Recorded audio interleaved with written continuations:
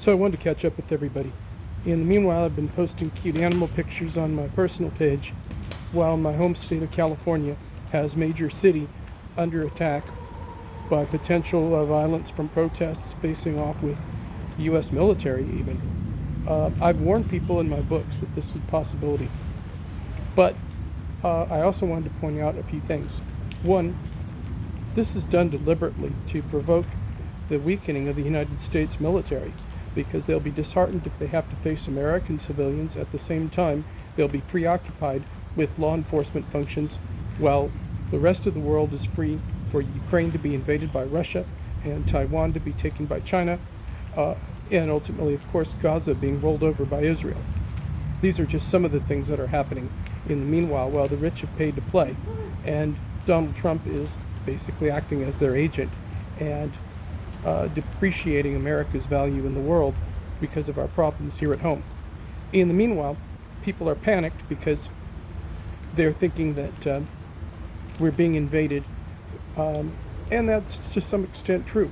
I don't know if all the people that were held in the CCOT facility were actually prisoners, or they were just military from other nations or mercenaries that were paid by Russia with Chinese money to move through the Darien Gap under the payoffs made to the cartels, and then taken group shots in their military formation, apparently in their underwear with their heads shaved.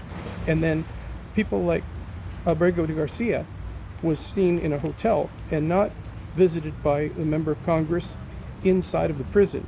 People have not been allowed in there, and instead he was seen with hair, non-head shaved, and wearing street clothes, looking very comfortable in a resort hotel where they arranged for that meeting.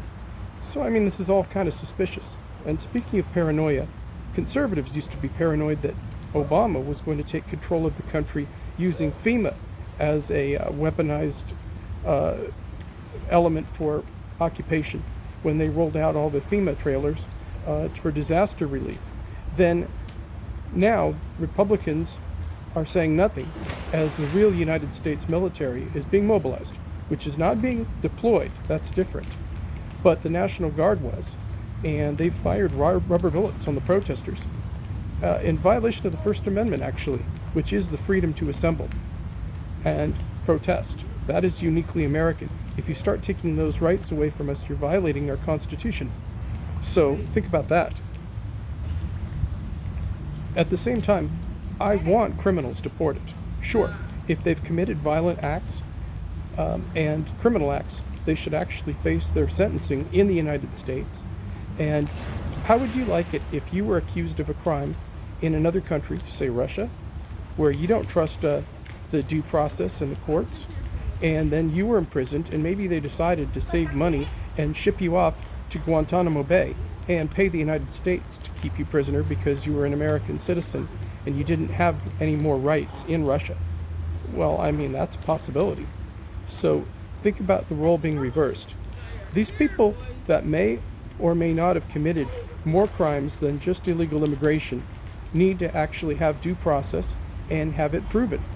That is a right really reserved for all human beings, and that's why America is a greater nation, because we have to treat everybody this way. We can't be lawless and determine who and who is not a citizen and then criminalize them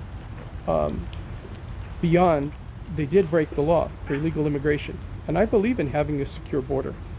So we should have the court hearings and then a humane way of not breaking up families and allowing people to make provisions to provide for loved ones who might be staying behind and take care of their responsibilities, their housing situations, and of course their employers who might have illegally hired them. Now, that responsibility falls on the employers for sure. If they built their business around hiring illegal immigrants that they could exploit and underpay and work extraordinarily bad shifts and do other detrimental things to them, like not pay them any benefits or give them any types of time off, even for emergencies, then, that's fine. We lose those businesses, we lose those. But let's not lose the rest of America over this. I'm surprised by none of this. And I even wrote and published a book 4 years ago, 5 if you count the time I spent writing it during 2020, and I warned everybody this was coming. Of course, a lot of y'all voted for it, maybe, or Elon Musk rigged the election, and whatever you espouse in public, maybe you were smart enough not to vote for in private. I don't know, but if you're out there supporting it still, you have a pretty good idea what I think about you.